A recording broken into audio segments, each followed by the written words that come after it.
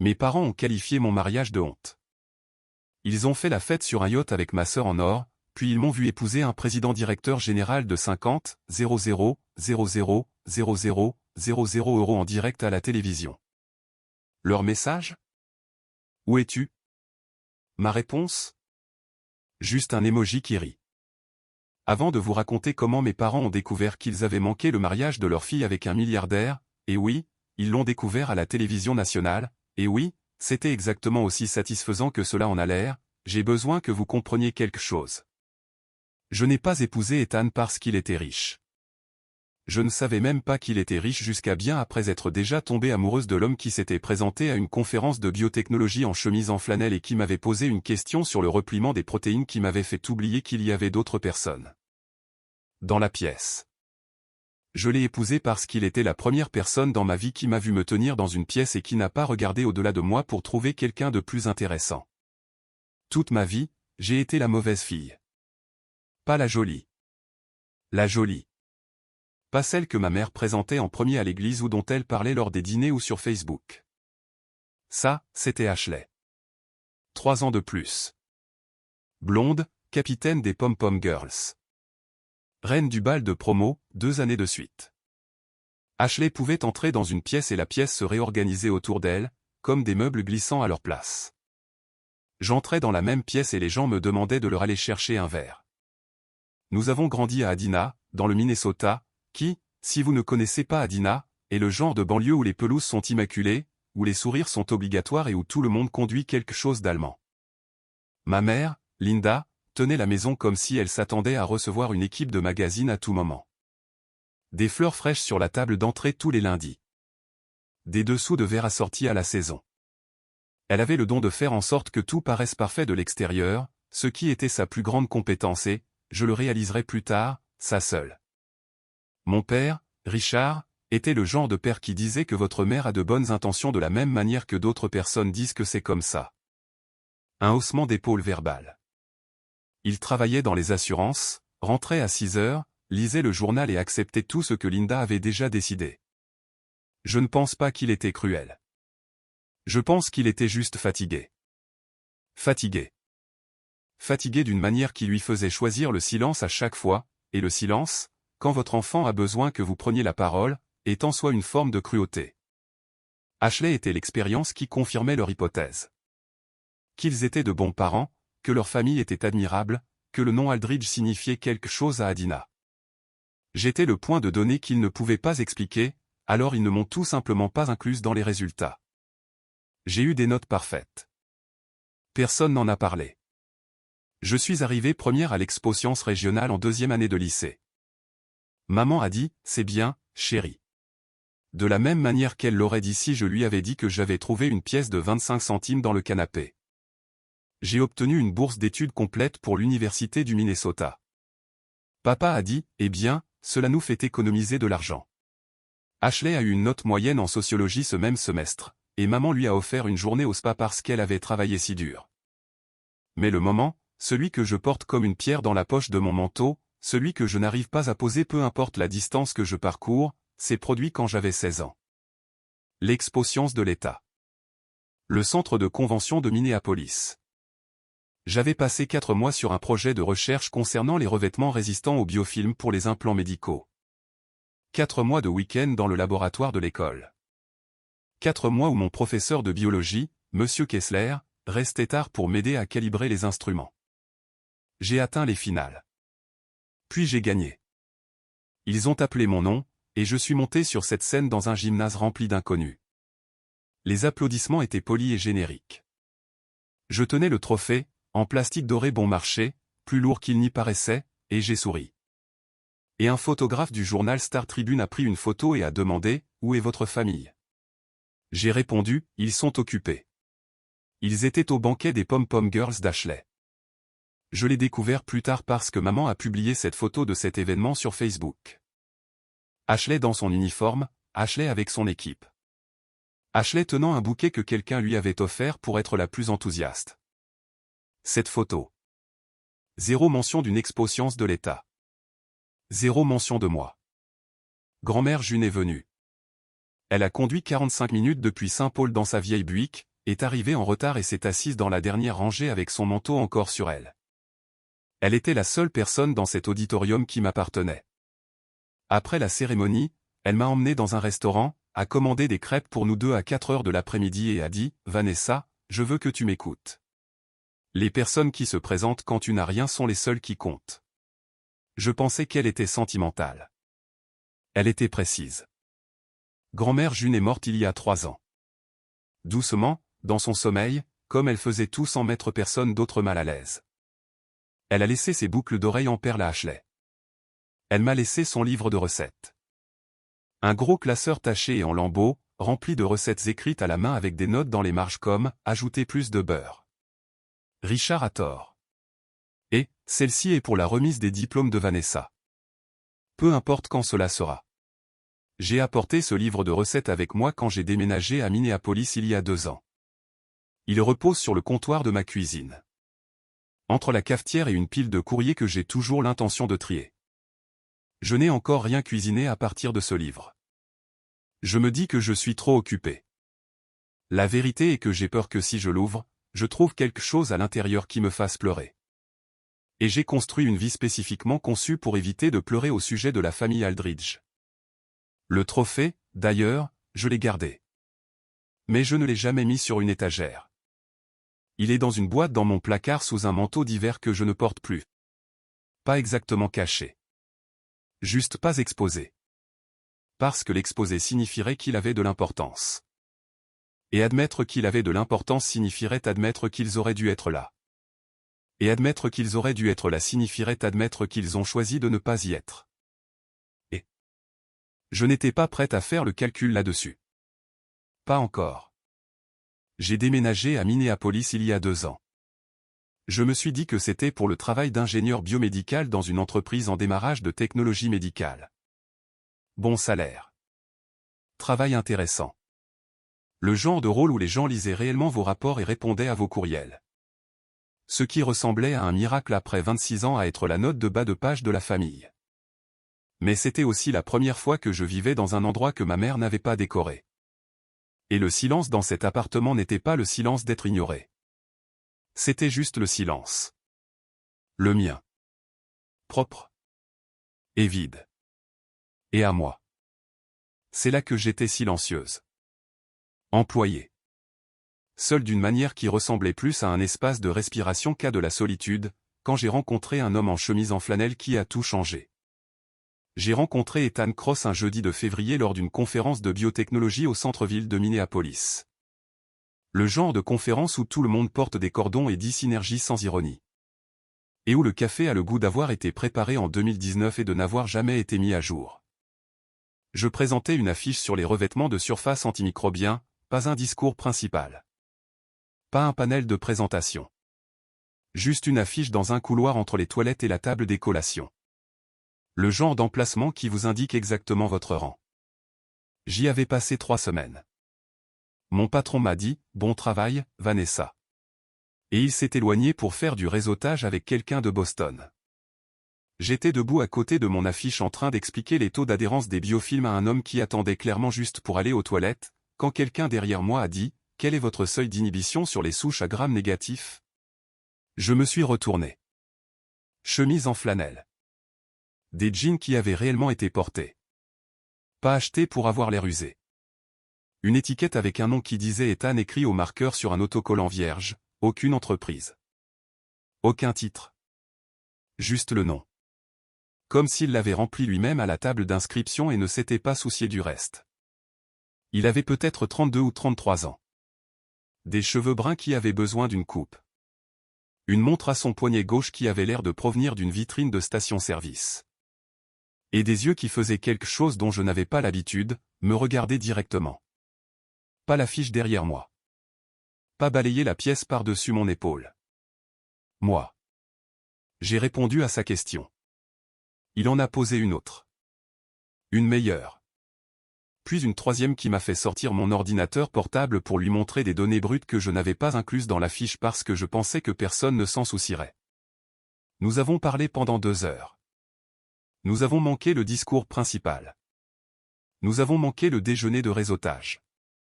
À un moment donné, quelqu'un a posé un plateau de sandwich rassis sur une table près de nous et nous les avons mangés sans arrêter la conversation. Debout. Des miettes sur le tapis.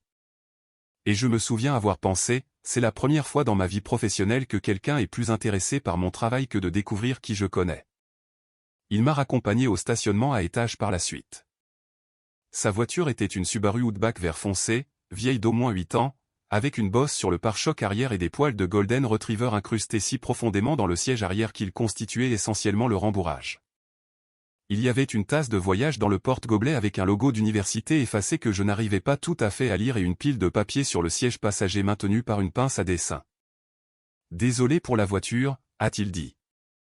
Je conduis une Civic de 2017 avec un voyant de moteur allumé que j'ignore depuis 5 mois, ai-je répondu. Ta voiture a un chien. Tu gagnes. Il a ri. C'était un bon rire, le genre qui part de la poitrine, pas de la gorge. Il m'a donné son numéro. Je l'ai appelé 2 jours plus tard, ce qui était 46 heures de plus que ce que je voulais attendre. Notre premier rendez-vous était pour manger des ramen dans un endroit sur l'avenue Nicolette où les tables tremblaient et où le bouillon était transcendant. Il a commandé des algues nori supplémentaires. Il a posé des questions sur ma grand-mère. Il se souvenait de chaque détail que j'avais mentionné à la conférence, de la recherche sur les biofilms, de l'entreprise en démarrage, du fait que j'avais dit avoir déménagé à Minneapolis pour un nouveau départ sans expliquer de quoi je repartais à zéro. Il n'a pas insisté. Il a juste laissé de l'espace. Et je suis entré dans cet espace comme quelqu'un qui trouve une pièce avec une porte qui était déjà ouverte. Ma meilleure amie Claire, qui était assise à 12 pieds de moi au travail et qui avait le radar émotionnel d'un système de sonar de sous-marin, a remarqué le changement en moins d'une semaine. Tu fredonnes, a-t-elle dit en se laissant tomber sur la chaise en face de mon bureau. Tu ne fredonnes pas. Tu es une personne qui soupire agressivement et marmonne à propos d'erreurs d'étalonnage. Que s'est-il passé? J'ai rencontré quelqu'un. Prénom? Ethan. Nom de famille? Cross. Profession? Biotechnologie. Quelque chose avec les diagnostics. Je pense qu'il dirige une petite entreprise. Claire a plissé les yeux. Tu penses? Vous avez eu 3 rendez-vous et tu penses? Nous parlons d'autre chose. Vanessa. Que conduit-il?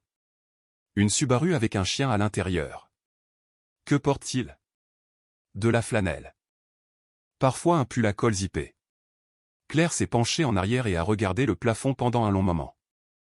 Puis elle m'a regardé et a dit, donc il est attirant? Et il conduit une voiture qui a l'air d'avoir survécu à un voyage de camping. Vanessa. Je vais me battre contre toi pour cet homme. Je vais me battre contre toi dans ce bureau. Les ressources humaines devront intervenir. C'était clair. Elle disait à voix haute les choses que je commençais seulement à me permettre de penser silencieusement. Au bout de 3 mois, Ethan m'a emmené chez lui pour la première fois. C'était une maison de 3 chambres dans un quartier calme du parc Saint-Louis, pas luxueuse, pas délabrée, juste confortable. Un porche avec 2 chaises. Une cuisine qui sentait le café et le romarin. Des étagères dans le salon remplies de textes de biologie et de romans de poche, et une photo encadrée d'un homme plus âgé dans un couloir de lycée tenant un modèle d'hélice d'acide désoxyribonucléique et souriant comme s'il venait de raconter une blague que personne d'autre ne comprendrait. C'est mon père, a dit Ethan. Henry. Il a enseigné la biologie au lycée de Cedar Falls pendant 31 ans. On dirait qu'il adorait ça. Plus que tout. Ethan a touché la montre à son poignet, cette chose d'apparence bon marché et éraflée qu'il n'enlevait jamais. Il est mort quand j'avais 24 ans. Il m'a laissé cette montre et la conviction que le travail compte plus que le titre sur la porte.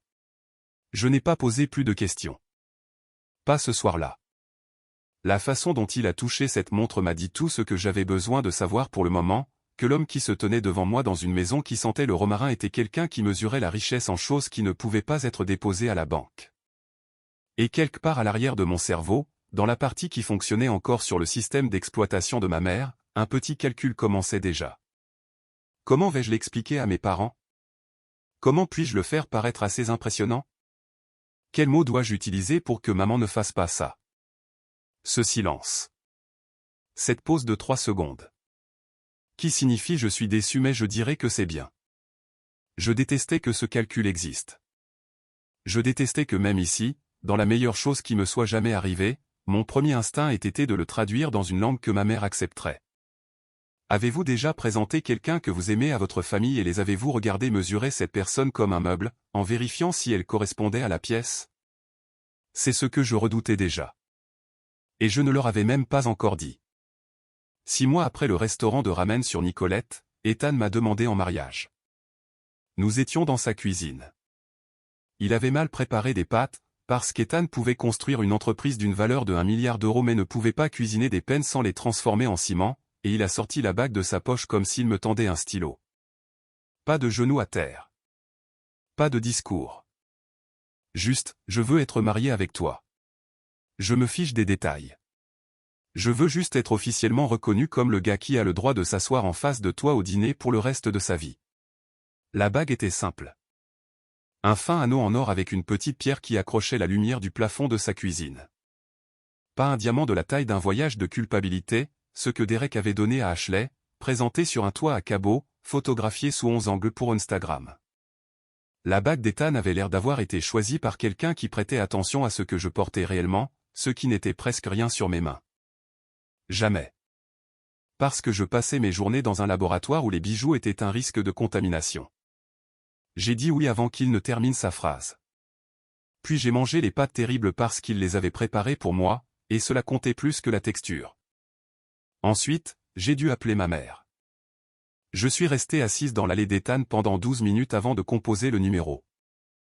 Je sais que c'était 12 minutes parce que j'ai regardé l'horloge sur le tableau de bord comme une scientifique surveillant une réaction, attendant le bon moment, comme s'il y avait un bon moment pour dire à Linda Aldridge quelque chose qu'elle n'avait pas préapprouvé.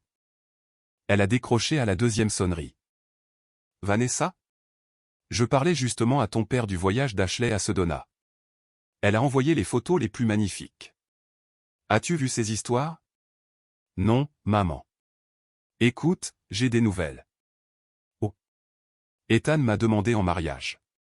Nous allons nous marier. 3 secondes de silence. J'ai compté. 1 Mississippi.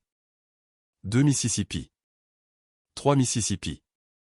Ce silence a été la chose la plus honnête que ma mère m'ait dite depuis des années. Puis, eh bien, c'est bien. Bien. Les mots qu'elle avait utilisés pour mon expo-science. Les mots qu'elle avait utilisés pour ma bourse. Les mots qu'elle avait utilisés pour chaque chose que j'avais accomplie et sur laquelle elle ne pouvait pas publier de message. Bien, prononcé avec la chaleur d'une facture médicale. À quand pensiez-vous? Ashley a parlé de renouveler ses vœux pour son 5e anniversaire, alors vous voudrez vous assurer que les dates ne. Nous pensons à avril. Le 19 avril. Un autre silence. Et le lieu? Une grange restaurée à l'extérieur de Stillwater. Un ami d'Ethan est propriétaire du terrain. C'est magnifique, maman. Des fleurs sauvages. Des guirlandes lumineuses. Une grange? Pas une question. Un verdict. J'ai continué quand même. De la manière dont j'avais toujours continué, ajoutant des preuves à un dossier sur lequel aucun jury ne délibérerait jamais. Il y a environ 70 places. Nous gardons cela intime. Des amis proches. Quelques collègues de travail. La famille d'Ethan. Vanessa, je pense que nous devrions parler de cela en personne. Pourquoi Ethan et toi ne viendriez-vous pas dîner? J'aurais dû entendre le piège. Je ne l'ai pas entendu. J'ai entendu ma mère m'inviter à dîner. Et la jeune fille de 16 ans en moi qui s'était tenue seule sur une scène à Minneapolis a pensé, peut-être cette fois. 2 semaines plus tard, Ethan et moi avons conduit jusqu'à Adina. Il portait un pantalon en toile, une chemise bleue boutonnée et la montre de son père. Il s'était fait couper les cheveux. Il a apporté du vin, une bonne bouteille. Pas accent grave l'œil. Quelque chose que le fils d'un professeur de biologie saurait choisir. J'étais tellement nerveuse que mes mains faisaient cette chose qu'elles font quand je ne peux pas contrôler les variables. S'ouvrir et se fermer. S'ouvrir et se fermer. Comme si mes doigts essayaient d'attraper quelque chose qui n'était pas là. Nous nous sommes garés dans l'allée. Ethan et sa Subaru. Entre la Lexus de papa et la BMW de Derek. La Subaru avait l'air d'une blague entre deux lignes de présentation. Linda a ouvert la porte dans un pull en cachemire et entièrement maquillée à 18h30 un mardi. Elle a serré Ethan dans ses bras de la manière dont on serre quelqu'un à des funérailles auxquelles on ne voulait pas assister. Les bras qui se touchent, le corps en retrait, 3 secondes maximum. C'est si agréable de finalement vous rencontrer. Vanessa parle de vous. Souvent. Souvent. Pas tout le temps ou sans arrêt. Ou elle ne peut pas s'arrêter. Souvent. Mesuré. Rationné. Le dîner était composé de poulet rôti et de conversations sur Ashley. Le nouvel accord immobilier commercial de Derek. L'architecte d'intérieur d'Ashley. Le voyage d'Ashley et Derek à Cabo qui avait apparemment généré suffisamment de contenu pour alimenter une petite entreprise de médias. Chaque fois qu'Ethan posait une question à ma mère sur son jardin. Sur la maison. Sur Adina, elle répondait avec le moins de mots structurellement possible. Oui. Non. C'est bien. Nous l'aimons. Mon père a dit « bonne poigne » lorsqu'il a serré la main d'Ethan. Puis il s'est retiré dans son poulet rôti comme un homme entrant dans un programme de protection des témoins. À un moment donné, Linda s'est tournée vers Ethan et a dit « et que faites-vous exactement ?» Vanessa a dit « biotechnologie, mais c'est tellement vaste. » Ethan a répondu « je dirige une petite entreprise, des diagnostics, principalement. Nous essayons de rendre les outils de dépistage plus accessibles pour les hôpitaux ruraux. » Ah. Linda a hoché la tête de la façon dont elle hochait la tête aux pièces de théâtre de l'école, présente, polie, pensant déjà au trajet du retour. Cela semble très valable. Valable. Le cousin de bien. Toute la famille de mots qui signifiaient pas assez. Sur le chemin du retour, Ethan est resté silencieux pendant un long moment. Puis il a dit, « Ta mère a un jardin magnifique. Elle ne sait juste pas comment laisser quelqu'un d'autre en profiter. » J'ai failli tout lui dire à ce moment-là, l'expo science, la bourse, les années passées à être la note de bas de page de la famille Aldridge, mais je ne l'ai pas fait, car l'expliquer signifierait que c'était réel. Et je menais toujours l'expérience où peut-être les résultats changeraient si j'ajustais juste une variable de plus. 3 semaines avant le mariage, ma mère a appelé. Vanessa, ton père et moi avons discuté. Sa voix d'église, celle qu'elle utilisait pour rendre des verdicts. Nous ne pensons tout simplement pas pouvoir soutenir cela. Une grange? Sans vraie réception? Sans organisateur? Chérie, c'est. Je suis désolé, mais c'est une honte. Pour toi, pour le nom de la famille, pour tout ce dont nous t'avons élevé à être, et franchement, c'est le week-end de l'anniversaire d'Ashley, nous avons déjà réservé le yacht. Elle en a besoin, Vanessa, elle a été soumise à tellement de stress avec les rénovations, et ta sœur a besoin de la tour de crevettes. C'est son anniversaire. La tour de crevettes. Ma mère a choisi une tour de crevettes sur un yacht loué plutôt que le mariage de sa propre fille. Prononcé avec la conviction d'une femme qui croyait sincèrement être raisonnable. Je n'ai pas crié. Je n'ai pas discuté. J'ai dit, d'accord, maman, et j'ai raccroché. Je suis restée assise dans ma voiture dans le stationnement de mon bureau pendant un long moment. Le moteur était éteint. Les fenêtres étaient montées. Le monde extérieur faisait cette chose du printemps du Minnesota où la lumière est vive mais l'air est encore froid et tout a l'air net et propre et complètement indifférent à ce qui se passe à l'intérieur de votre poitrine. Les larmes ne sont pas venues pendant 40 minutes. Elles ont attendu que je sois dans les toilettes du 3e étage du bâtiment du laboratoire, celles que personne n'utilise car le sèche-main sonne comme un moteur à réaction. J'ai verrouillé la porte de la cabine et j'ai pressé mon front contre la séparation en métal froid, et j'ai pleuré d'une manière dont je n'avais pas pleuré depuis que j'avais 16 ans. Debout, seul sur une scène, tenant un trophée que personne n'était venu voir. 3 respirations profondes. 2 poings desserrés. Une décision que je n'étais pas encore prête à prendre. La semaine après que ma mère a qualifié mon mariage de honte, j'ai commis ma première erreur au travail. C'était une virgule décimale. Un point décimal dans un ensemble de données de 4000 entrées. Le genre d'erreur qu'un stagiaire de première année repère lors de la révision. Sauf que personne ne l'a repéré parce que personne ne vérifie mon travail, ils me font confiance. Je suis la personne qui ne fait pas d'erreur. Je suis la personne qui vérifie 3 fois la triple vérification. Ce n'est pas un trait de personnalité. C'est une stratégie de survie que j'ai apprise à la table à manger des Aldridge. Si vous êtes parfaite, peut-être qu'ils le remarqueront. Si vous êtes sans défaut, peut-être qu'ils tourneront la tête. J'ai repéré l'erreur moi-même à 23 heures, assise à mon bureau bien après que tout le monde soit rentré chez soi. J'ai fixé l'écran pendant un moment. Le curseur clignotait. Le bureau bourdonnait de ce son bas et vide que font les bâtiments quand ils font semblant de dormir. J'ai corrigé le point décimal, sauvegardé le fichier et je suis rentré chez moi dans un silence qui n'avait rien de propre. Claire l'a remarqué le lendemain matin. Elle m'a apporté du café, du bon, de l'endroit situé à 2 pâtés de maison. Pas la machine du bureau qui distribuait des regrets liquides, et l'a posée sur mon bureau sans rien dire. Elle m'a regardé de la façon dont on regarde un pont dont on n'est plus sûr qu'il puisse supporter un poids. « Je vais bien », ai-je dit. « Tu portes la chemise d'hier », a-t-elle répondu. J'ai baissé les yeux. Elle avait raison. Je n'étais pas rentré chez moi pour me changer. J'avais dormi dans le stationnement à étage pendant 3 heures sur le siège arrière de ma Civic, ce qui n'était pas une décision dont je me souvenais avoir prise, ce qui m'effrayait plus que le sommeil lui-même.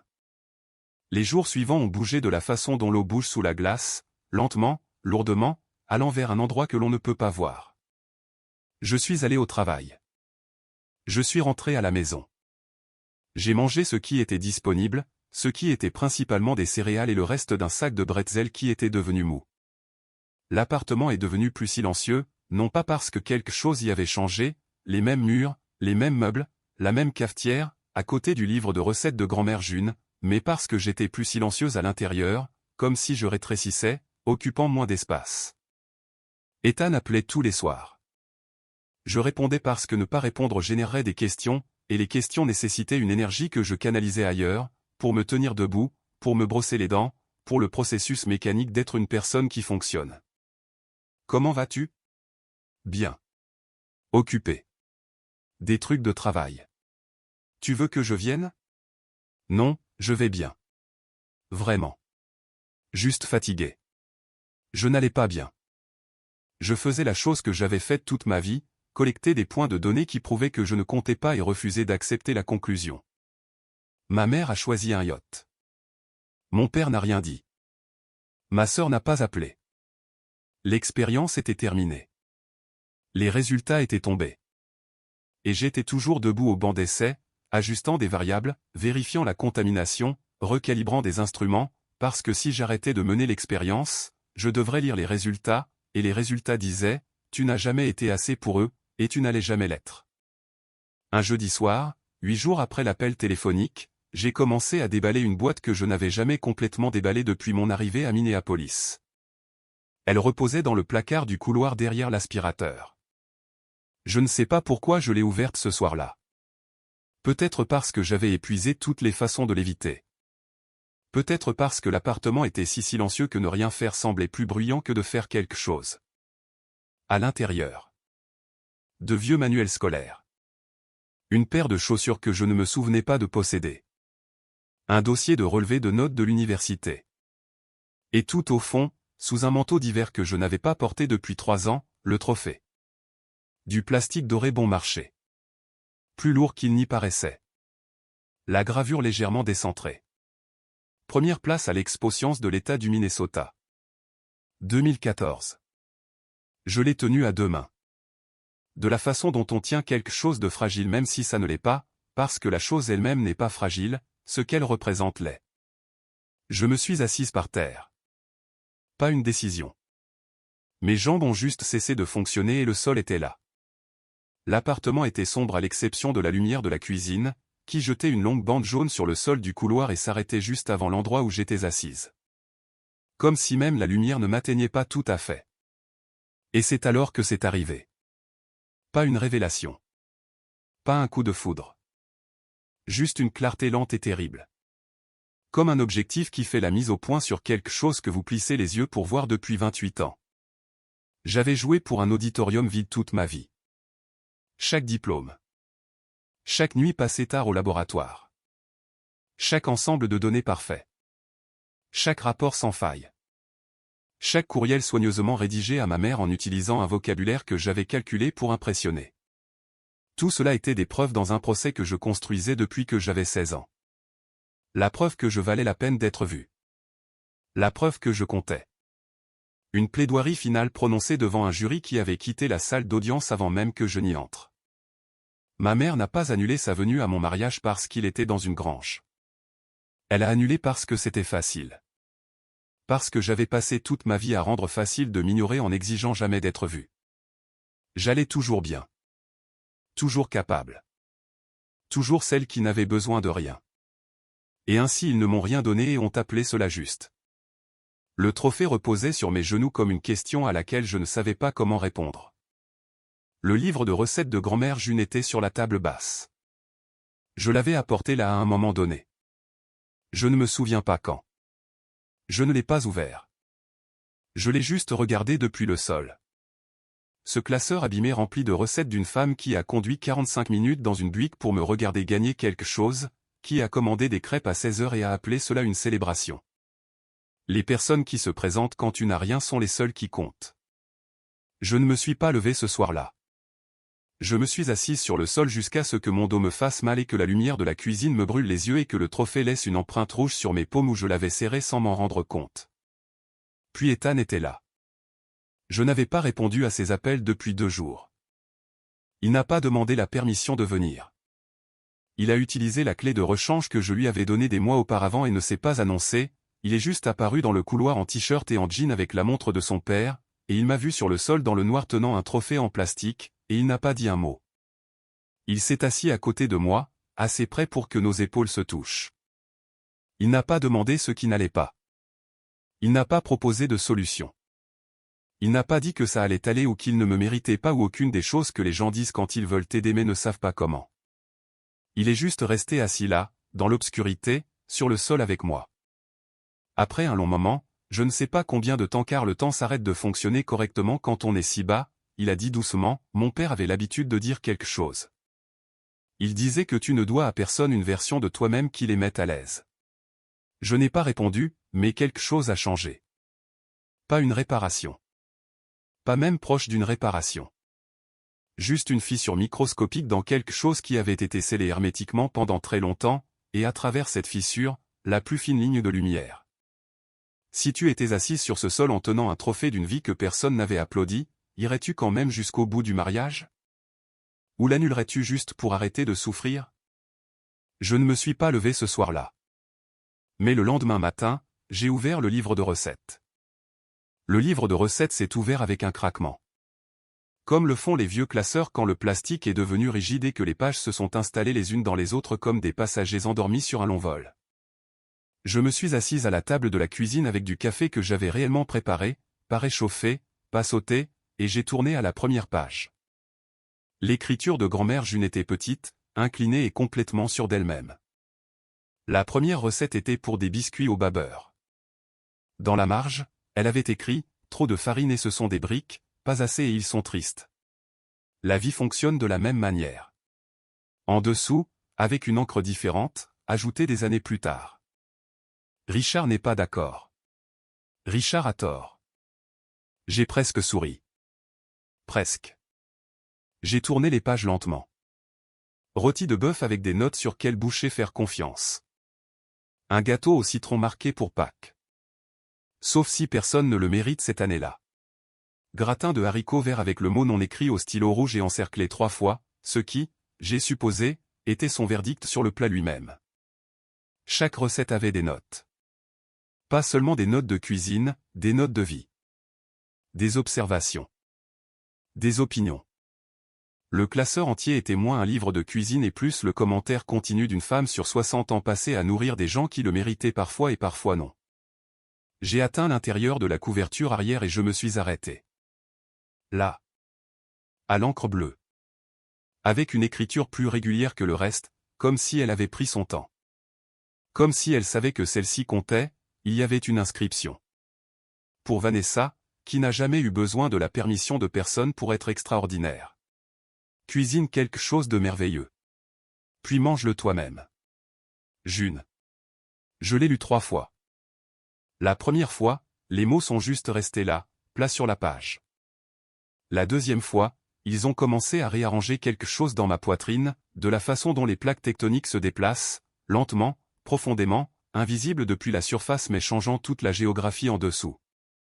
La troisième fois, j'ai fermé le classeur et j'ai pressé mes deux paumes à plat sur la couverture et je les ai tenues là comme si j'empêchais quelque chose de s'échapper ou peut-être comme si je laissais quelque chose entrer. Moi qui n'avais jamais eu besoin de la permission de personne pour être extraordinaire. Toute ma vie, j'avais demandé la permission.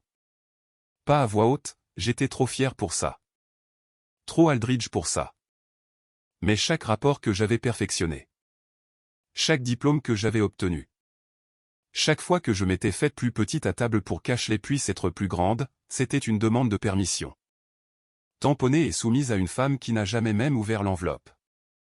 Grand-mère June n'avait pas attendu que je sois extraordinaire. Elle a conduit 45 minutes dans une Buick. Elle a commandé des crêpes à 16 heures. Elle a écrit une inscription à l'arrière d'un livre de recettes et m'a fait confiance pour la trouver quand je serai prête. Je me suis douché. J'ai mis des vêtements propres. J'ai conduit jusqu'au travail. Claire était à son bureau, faisant semblant de ne pas me regarder entrer. Elle avait la subtilité d'une alarme de voiture, l'effort était là mais l'exécution gâchait tout. J'ai posé mon sac, j'ai approché ma chaise et j'ai dit, je me marie dans une grange sans mes parents et je vais arrêter de faire semblant que ce n'est pas suffisant. Claire n'a pas cligné des yeux. Elle n'a pas applaudi. Elle n'a pas dit enfin ou je te l'avais bien dit ou quoi que ce soit de théâtral. Elle a juste hoché la tête une fois, lentement, de la façon dont on hoche la tête quand quelqu'un dit quelque chose qu'on attendait d'entendre depuis longtemps.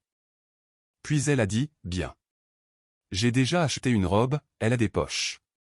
Des poches profondes pour des mouchoirs, parce que je vais pleurer, Vanessa, je vais pleurer si fort qu'ils m'entendront dans le Wisconsin, mais j'aurai des poches, alors ce sera digne.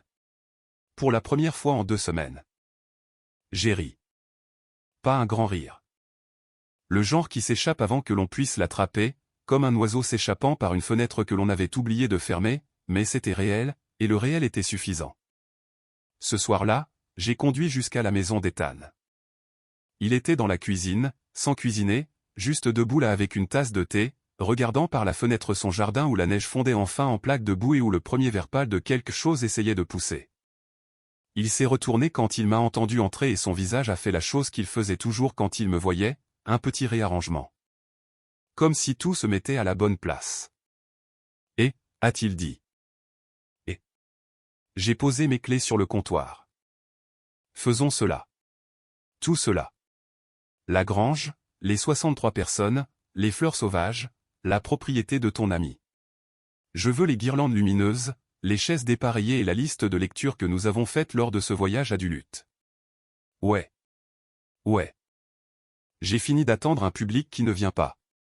Il a posé son thé, a traversé la cuisine et a mis ses bras autour de moi, et je suis resté là un moment avec mon visage contre sa chemise en flanelle parce que, bien sûr, c'était de la flanelle, c'était toujours de la flanelle. Et je me suis laissé enlacer par quelqu'un qui ne m'avait jamais demandé d'être autre chose que la personne qui se tenait dans sa cuisine un mardi. Plus tard, sur le canapé, avec des plats à emporter du restaurant thaïlandais qui nous donnait toujours des rouleaux de printemps supplémentaires parce qu'Ethan avait un jour aidé la fille du propriétaire avec ses devoirs de biologie universitaire, je l'ai interrogé sur la montre. Tu la portes tous les jours, ai-je dit. Tu la portais le jour où nous nous sommes rencontrés. Tu la portais chez mes parents. Tu la porteras probablement à notre mariage. Je la porterai certainement à notre mariage. Parle-moi d'elle. Pour de vrai. Il a retourné son poignet et a regardé la montre.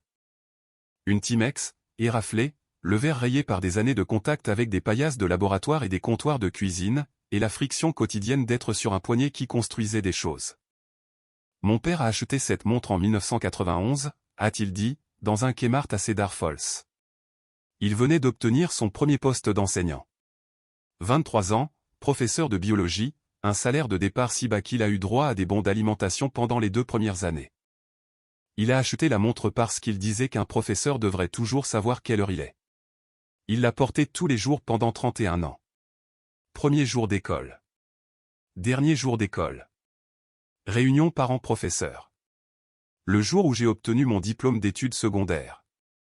Le jour où je lui ai dit que j'abandonnais mon programme de doctorat pour créer une entreprise qu'il ne comprenait pas. Qu'a-t-il dit? La voix d'Ethan ne s'est pas brisée. Elle est juste devenue plus douce. De la façon dont une rivière devient plus silencieuse lorsqu'elle s'approfondit. Il est mort 8 mois plus tard. Cancer du pancréas. Diagnostiqué en septembre. Parti en mai.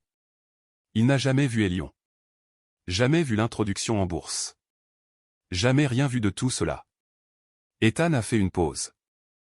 Il aurait détesté l'argent. Il aurait adoré le travail. J'ai compris alors, pas seulement la montre, mais Ethan. Pourquoi il conduisait une Subaru avec des poils de chien sur les sièges? Pourquoi il vivait dans une maison de 3 chambres et portait de la flanelle aux conférences et écrivait son nom sur un autocollant vierge sans titre? Il ne cachait pas sa richesse. Il protégeait la chose que son père lui avait enseignée. Que tu aies le travail, pas le numéro. Est-ce pour cela que tu ne me l'as jamais dit? Ai-je demandé. À propos de l'entreprise. À propos de sa taille? Je t'ai parlé de l'entreprise. Tu as dit que tu dirigeais une petite entreprise. Ethan, ton entreprise vaut 50 000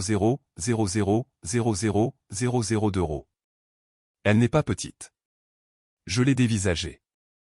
Il a soutenu mon regard pendant exactement 2 secondes avant que le coin de sa bouche ne tressaille. Et je lui ai lancé un rouleau de printemps et il l'a attrapé. Et nous avons tous les deux ri d'une manière qui a entièrement rempli la cuisine. J'avais besoin de savoir, a-t-il dit, après que les rires se soient calmés, que tu épouserais le gars en chemise en flanelle. Pas le gars sur la liste Forbes. Je ne lis même pas Forbes. Je sais. C'est l'une des peut-être 400 raisons pour lesquelles je t'ai demandé en mariage.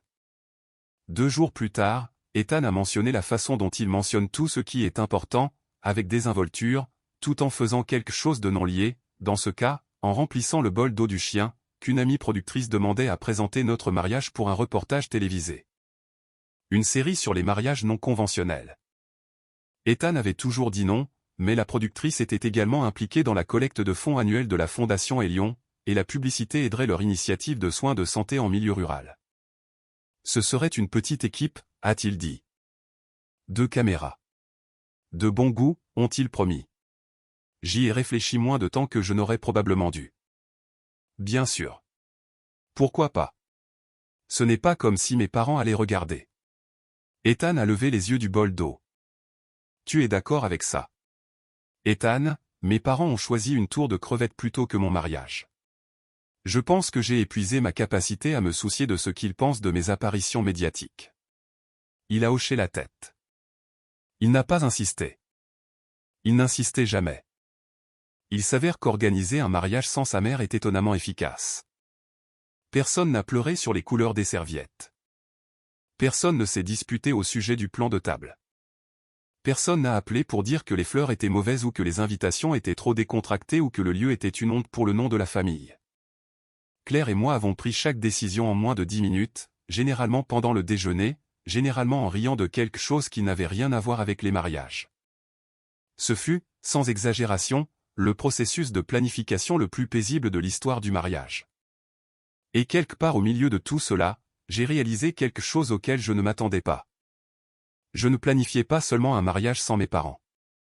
Je découvrais à quoi ressemblait ma vie, sans le poids de leur jugement pesant sur chaque choix que je faisais.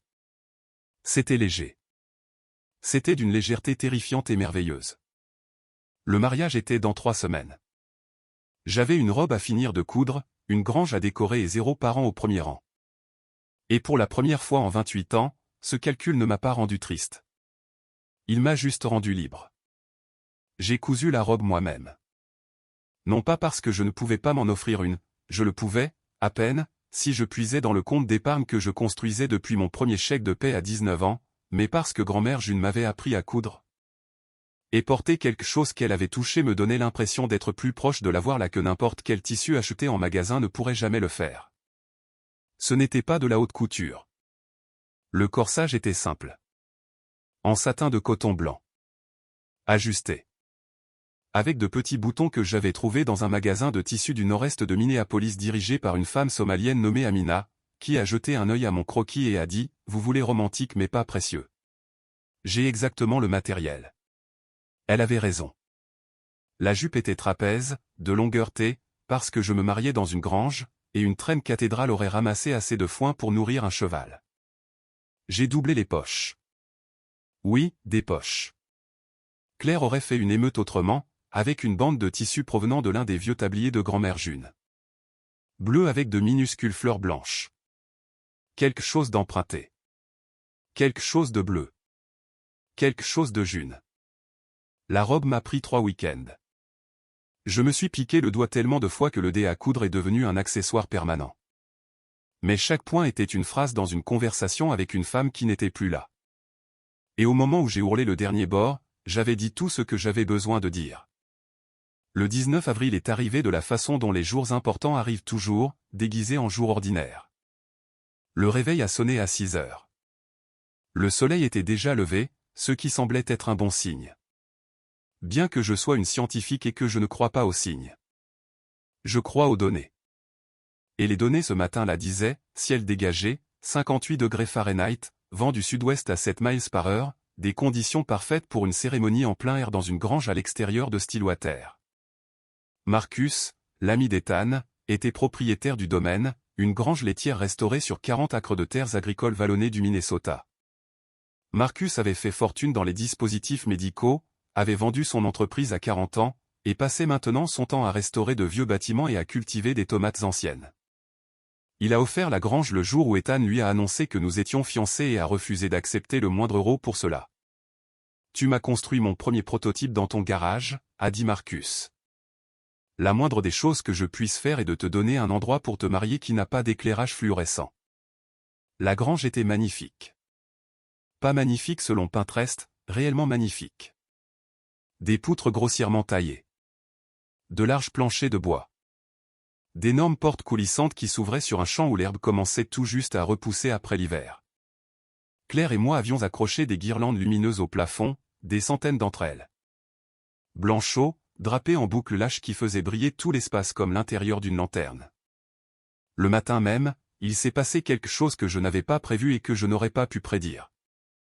Les proches d'Ethan ont commencé à arriver tôt. Pas pour assister, pour aider. Marcus est arrivé à 7 heures, avec un camion rempli de fleurs sauvages qu'il était allé chercher dans une ferme du Wisconsin à l'aube. Puis est arrivé Priya, la directrice scientifique d'Ethan. Une femme qui détenait 3 brevets et qui avait un jour fait une présentation à l'Agence fédérale des médicaments avec des talons si hauts qu'ils auraient dû nécessiter un diplôme d'ingénieur. Elle s'est présentée en salopette et a passé 2 heures à arranger les couverts. Ensuite James, le colocataire d'Ethan à l'université, qui dirigeait maintenant un fonds de capital risque valant plus que le produit intérieur brut de certains pays, a grimpé sur une échelle en jean et casquette de baseball pour réparer une guirlande de lumière qui s'était détachée pendant la nuit. Ces personnes étaient, selon toute mesure externe, certaines des personnes les plus puissantes et les plus riches du monde de la biotechnologie. Et les voici sur des échelles, traînant des seaux de fleurs, se disputant pour savoir si les chaises devaient faire face à l'est ou au sud-est, ayant de la paille dans les cheveux et s'en moquant. Personne ne parlait d'argent. Personne ne parlait d'évaluation ou de siège au conseil d'administration ou de bénéfices trimestriels. Il n'était que des gens qui aimaient Ethan, se présentant à une grange, faisant le travail. Je me tenais sur le seuil de la ferme à les regarder, et quelque chose m'a frappé que je ne pouvais pas nommer. Ce n'était pas exactement de la gratitude. Ce n'était pas de la joie, bien que la joie en fît partie.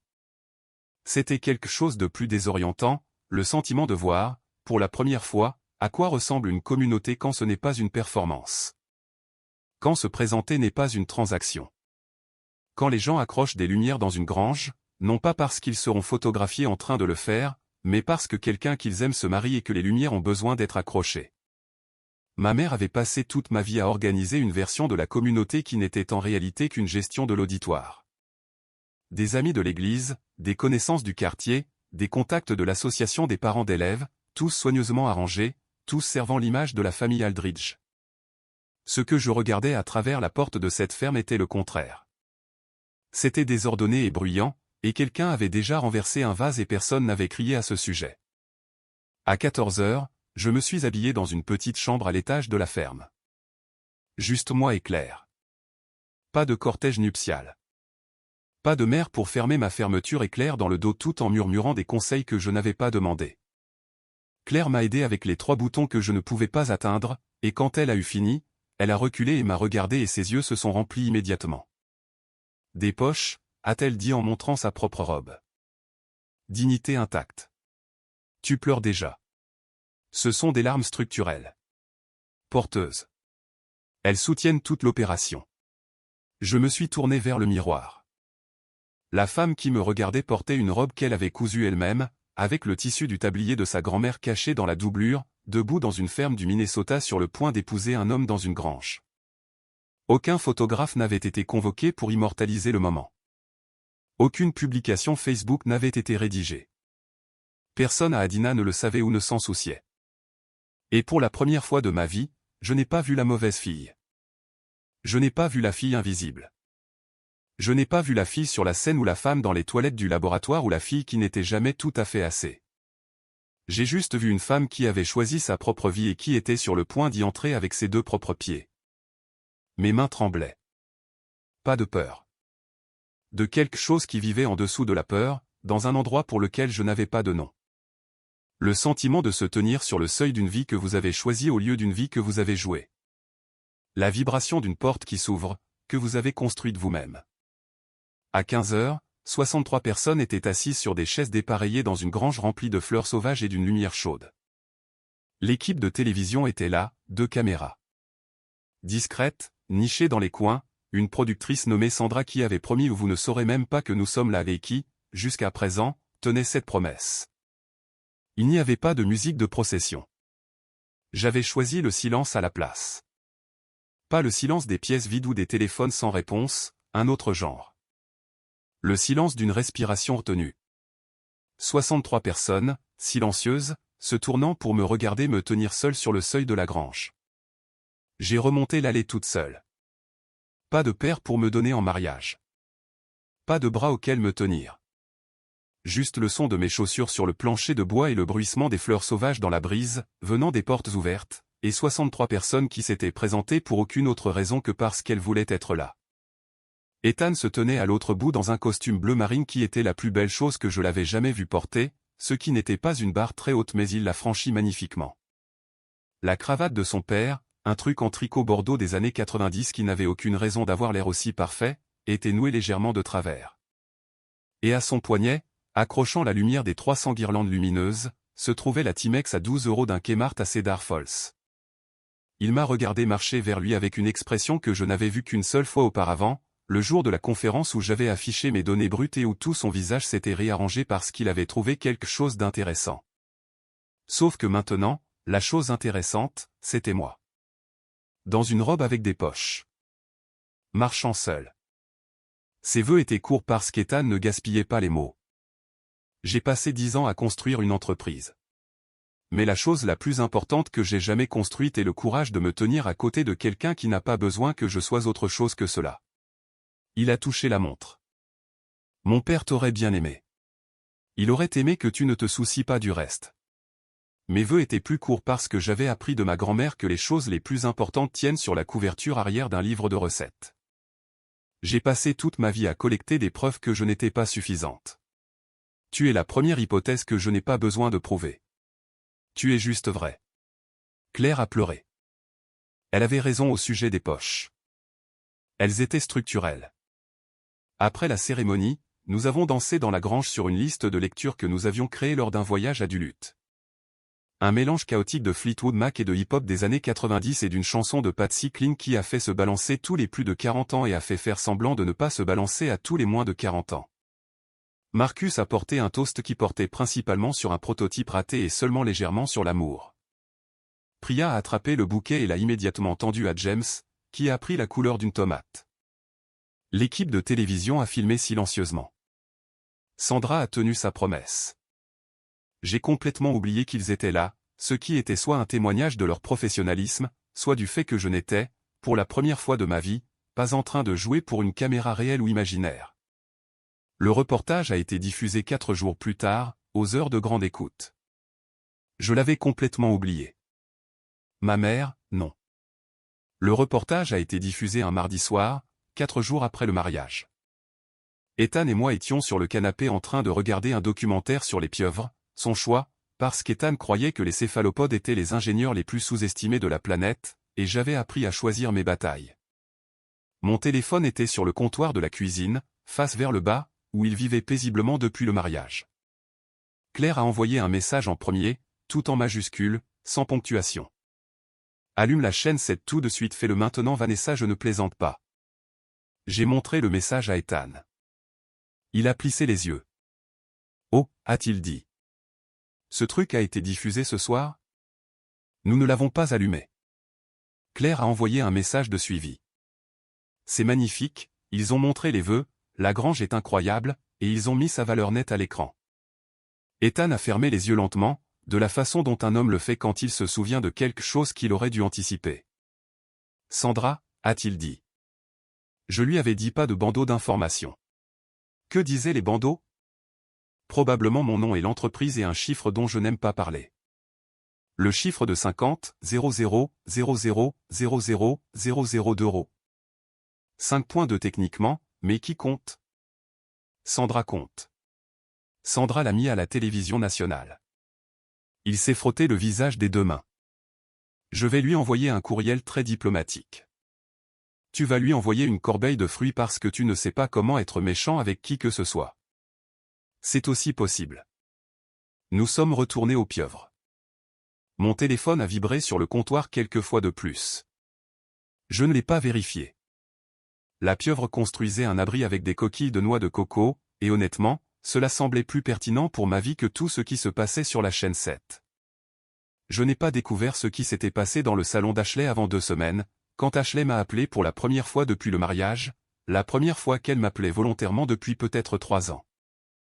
Sa voix était différente. Plus douce.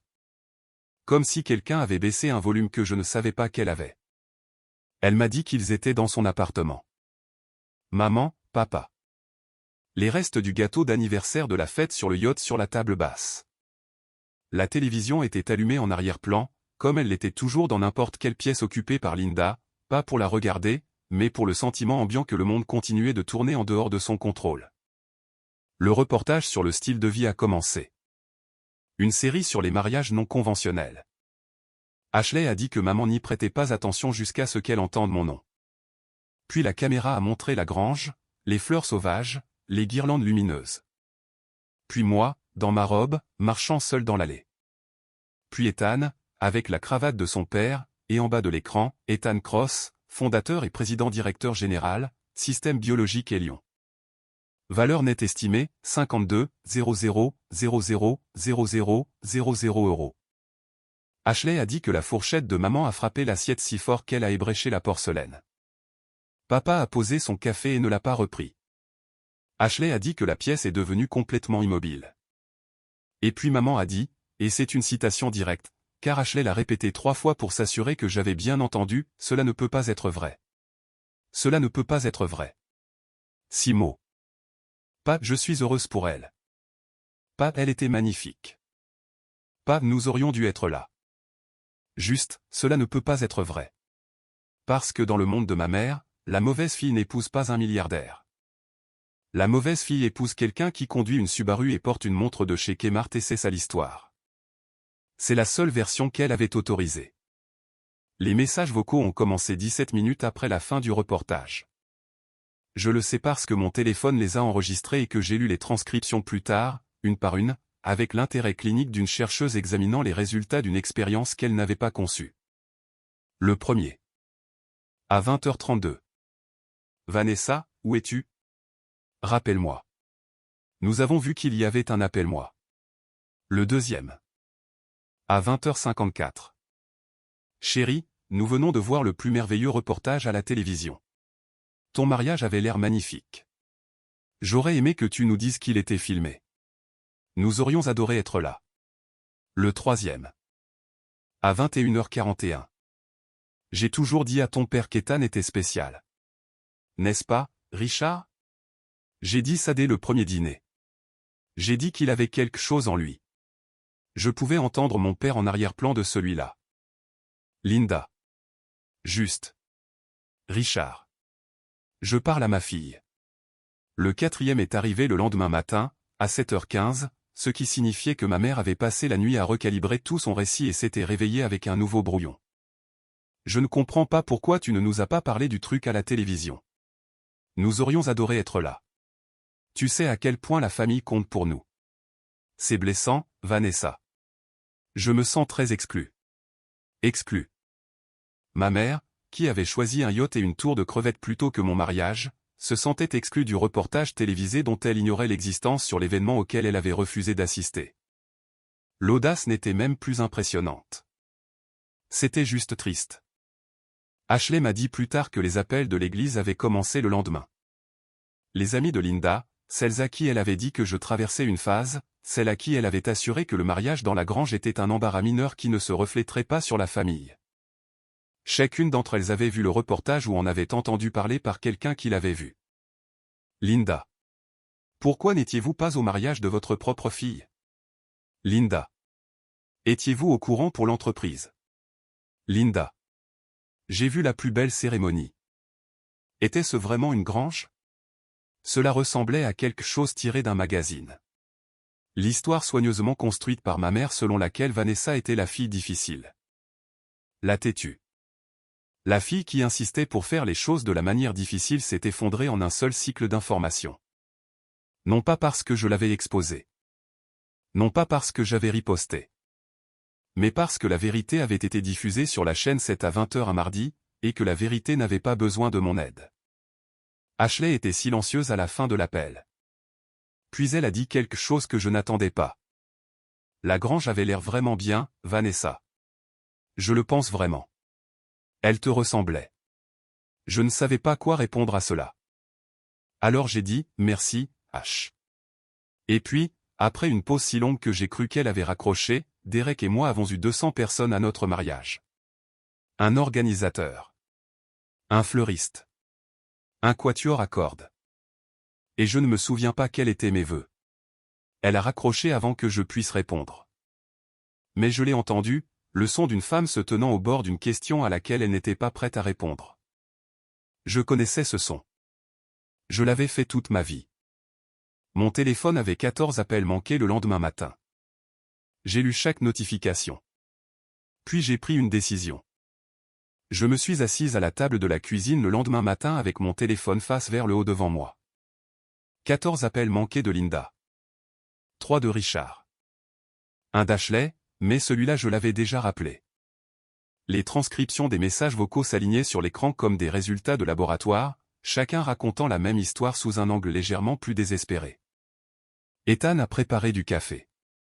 Il a posé une tasse à côté de mon téléphone sans rien dire. Puis il s'est appuyé contre le comptoir avec sa propre tasse, et a attendu. Il était doué pour attendre. La plupart des gens remplissent le silence parce qu'ils ont peur de ce qui y vit. Ethan laissait le silence tranquille parce qu'il faisait confiance à ce qui en ressortirait de l'autre côté. J'ai pris le téléphone. J'ai lu les transcriptions une fois de plus. L'évolution était presque clinique. La confusion. Puis la révision. Puis la nostalgie qu'elle n'avait pas méritée. Puis la culpabilité reconditionnée en blessure. Ma mère, réécrivant l'histoire d'un mariage qu'elle avait choisi de manquer, en temps réel, avec l'assurance d'une femme qui n'avait jamais eu tort une seule fois, parce qu'elle n'en avait jamais permis la possibilité. Le dernier message, de 7h ce matin. Vanessa, s'il te plaît, appelle-moi. Nous devons parler du mariage. Nous devrions faire une vraie réception.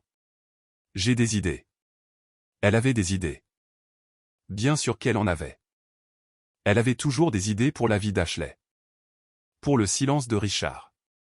Pour la version de moi qui n'existait pas mais qui aurait été tellement plus pratique si elle existait.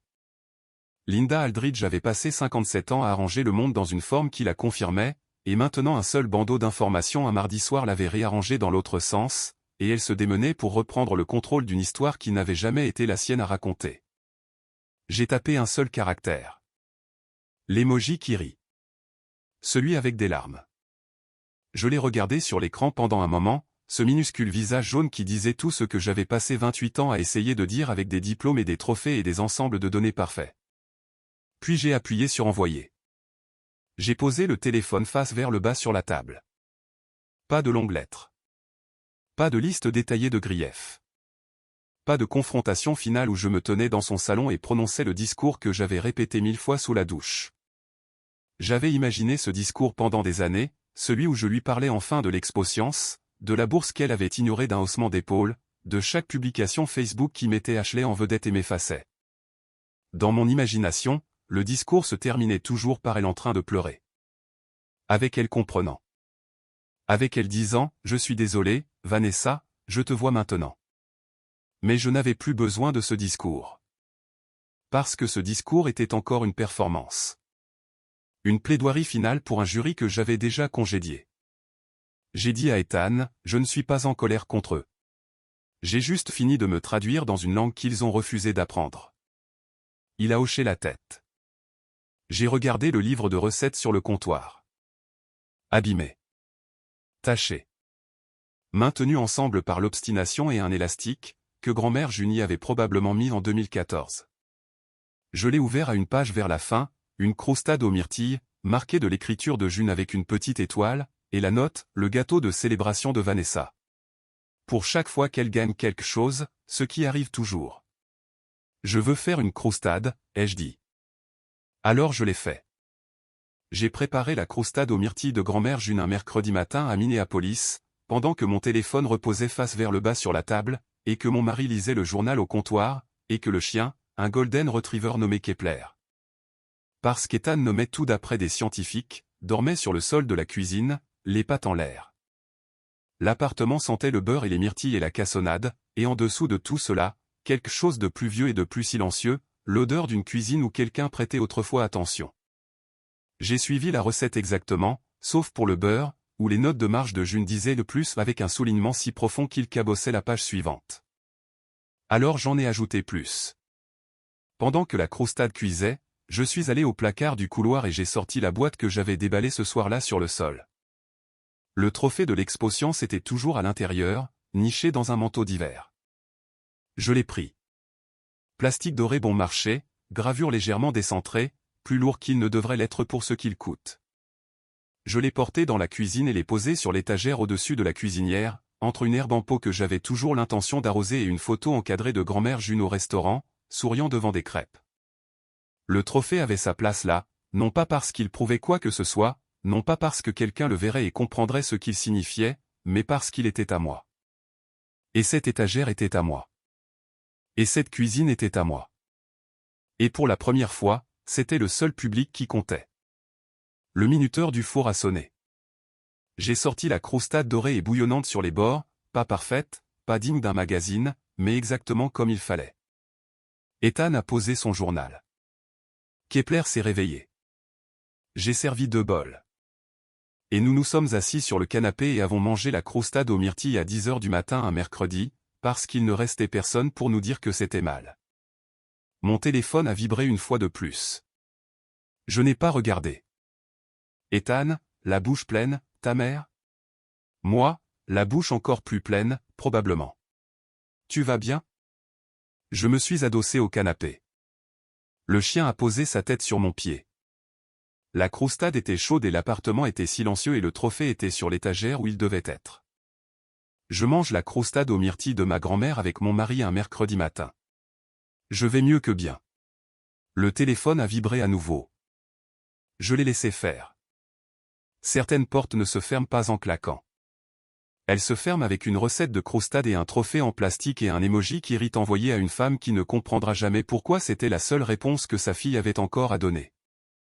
À quoi pensez-vous que l'amour est censé ressembler lorsqu'il vient des personnes qui vous ont donné la vie mais ne vous ont jamais donné la permission de la vivre?